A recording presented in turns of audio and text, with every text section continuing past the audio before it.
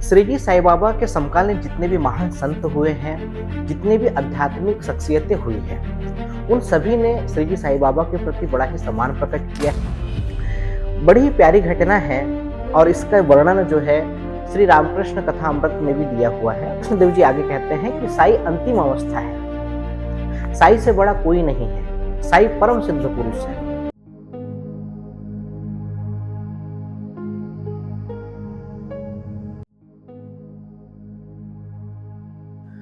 श्री जी साईं बाबा के समकालीन जितने भी महान संत हुए हैं, जितनी भी आध्यात्मिक शख्सियतें हुई हैं, उन सभी ने श्री जी साईं बाबा के प्रति बड़ा ही सम्मान प्रकट किया है, उनके प्रति आदर प्रकट किया है।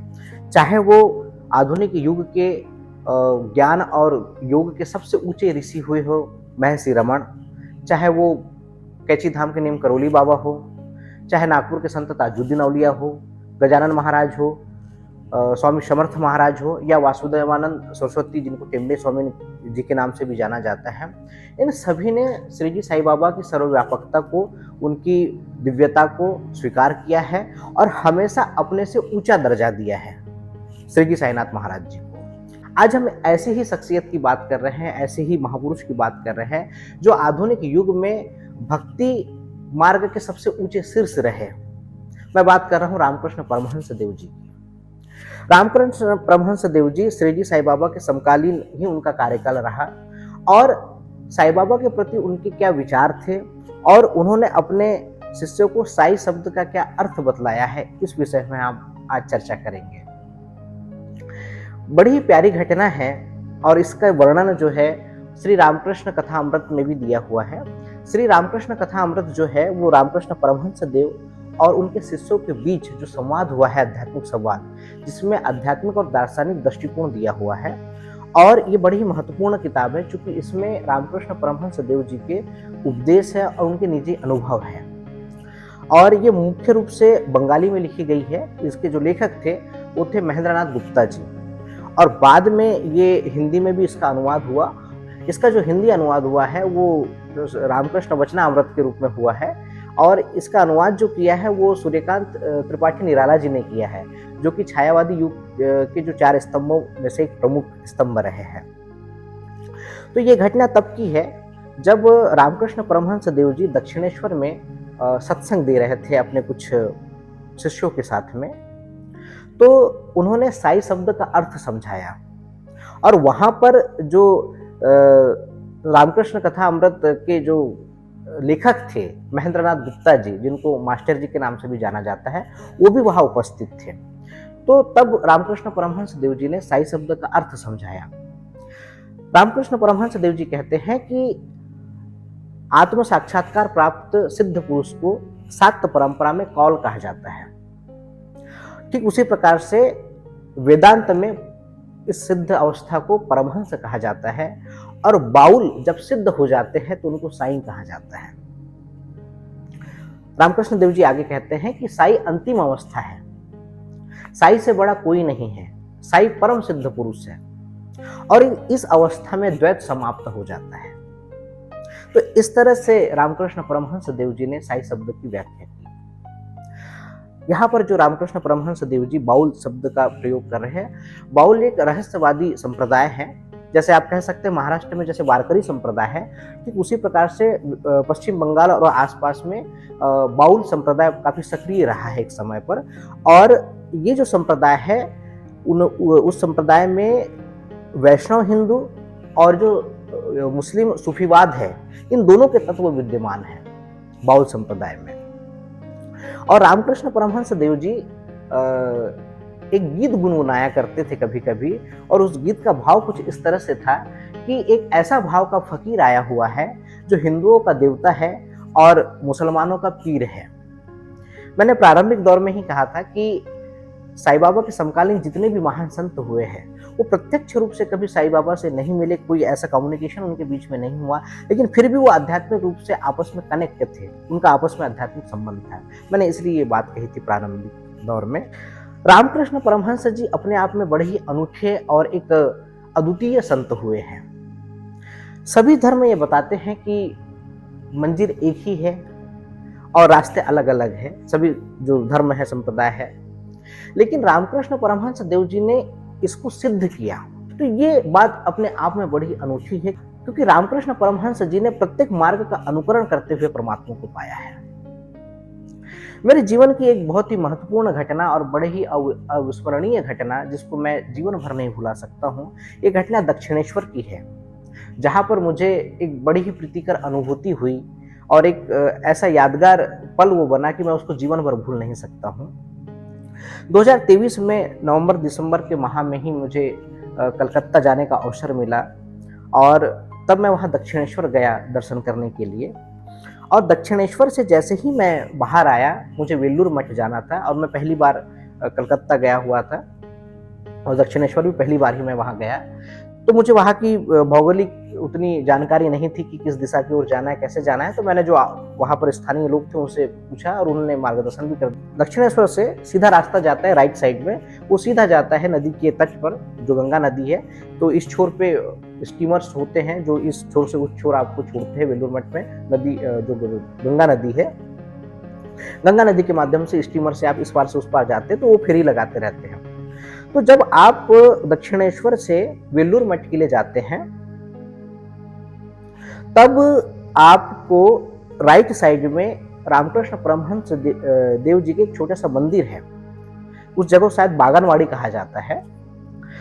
तो मैं अनायास ही, चूंकि पहली बार मेरा जाना हुआ था, वहाँ मुझे उतनी जानकारी नहीं थी, लेकिन मैं जब वेल्लूर मठ के लिए जाने लगा तो मैंने राइट साइड में एक छोटा सा मंदिर देखा रामकृष्ण परमहंस देव जी का, और ऊपर लिखा हुआ था। तो मैं अनायास ही खींचा चला गया उस ओर जहाँ पर रामकृष्ण देव जी का छोटा सा मंदिर है, उसको बागनवाड़ी कहा जाता है। तो मैं जैसे ही प्रवेश मैंने किया तो राइट साइड में रामकृष्ण परमहंस देव जी का मंदिर है छोटा, और थोड़े आगे में जो है एक मदर मेरी हॉल है। वहां पर यहाँ पर दो महत्वपूर्ण घटनाएं हुई है रामकृष्ण परमहंस देव जी की। घटना कुछ इस तरह की है कि जो बागनवाड़ी है, जो स्थान है, वहां पर मदर मेरी की जो है गोद में ईशा मसीह जो शिशु रूप में है, उनकी पेंटिंग लगी हुई थी वहां पर।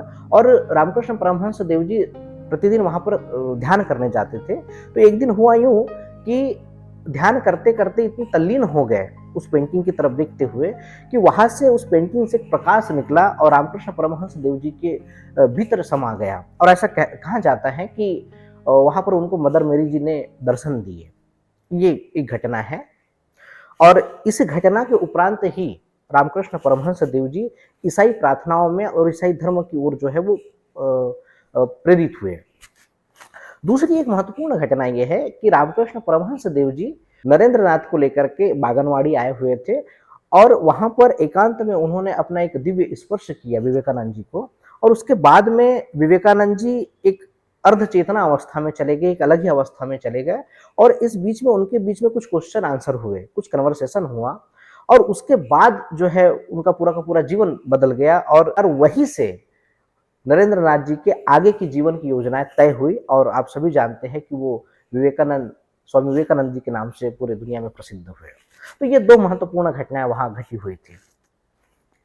तो मैं वहां कुछ घूमा कुछ देर तक के, और उसके बाद में फिर से वापस आया और जो मंदिर है रामकृष्ण परमहंस देव जी का, मैंने वहां प्रवेश किया। जो गर्भगृह है जहाँ पर विग्रह है रामकृष्ण परमहंस जी का, तो वो बंद था, लेकिन वो मंदिर परिसर खुला हुआ था। तो मैं गया, जाने के बाद मैंने वहां दंडवत प्रणाम किया और कुछ समय लगभग 10 मिनट तक के मैंने वहां ध्यान किया।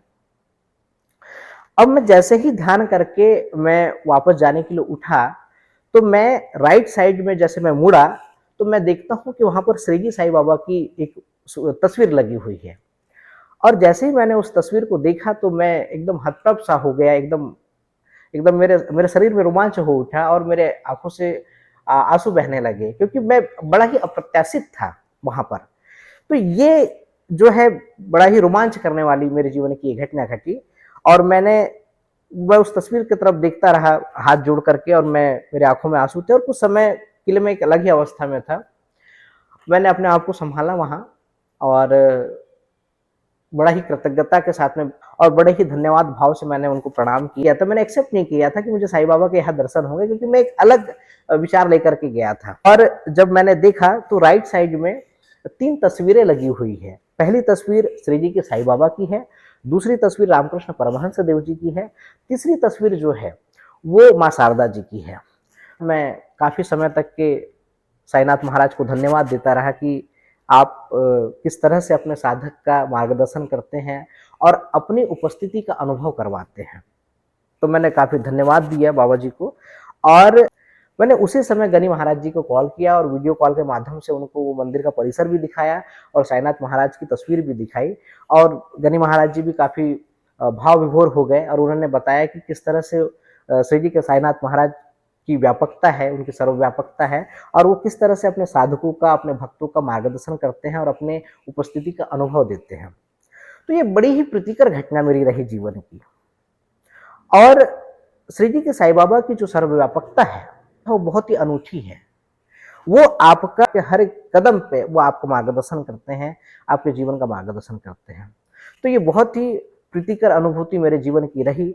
तो इस तरह से दक्षिणेश्वर की मेरी यात्रा रही और वहाँ पर श्री जी साईनाथ महाराज की उपस्थिति ने उस यात्रा को और भी ज़्यादा रोमांचकारी बना दिया था और उसके बाद में फिर मैं वेल्लूर मठ गया। वेल्लूर मठ में मैंने काफ़ी समय गुजारा, बहुत ही आध्यात्मिक ऊर्जा से ओतप्रोत वो जगह है, स्थान है। दक्षिणेश्वर की इस यात्रा से और साथ ही साथ श्री जी के साईं बाबा की वहाँ उपस्थिति ने मुझे ये अनुभव दिया कि सद्गुरु तत्व आपके साथ में प्रत्येक समय पे मौजूद होता है।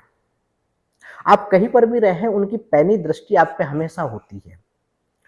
और जो लोग साईं साधक है, जो गुरुमुखी है, उनके लिए एक बहुत ही महत्वपूर्ण तथ्य है कि हम बहुत सारे जो लोग हैं, वो प्रत्यक्ष गुरु की तलाश करते हैं, एक शरीरधारी गुरु की तलाश करते हैं।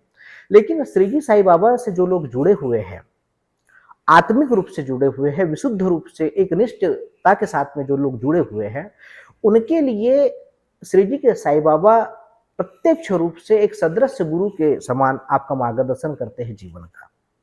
इससे पहले भी इस बात का मैंने काफ़ी ज़िक्र किया हुआ है कि जो लोग श्री जी साईनाथ महाराज से जुड़े हुए हैं, उनके लिए श्री जी साईनाथ महाराज एक जीवित सद्गुरु सदृश्य है। वो आपके प्रत्येक गतिविधियों पर बहुत पैनी नज़र रखते हैं, आपके आचरणों पे नज़र रखते हैं और वो अवसर देते हैं आपको सुधरने का और आपको आत्म रूपांतरण की ओर जाने के लिए। ये बस आवश्यकता है आपको पूर्ण श्रद्धा की, एक निष्ठता की और समर्पण की। उसके बाद मैं वेल्लूर मठ गया, जहाँ रामकृष्ण परमहंस मिशन का बहुत बड़ा आश्रम है और प्रत्येक युवा को कम से कम एक दफ़ा वेल्लूर मठ ज़रूर जाना चाहिए। मैं ऐसा आग्रह करूँगा हमारे युवा भाई-बहनों से।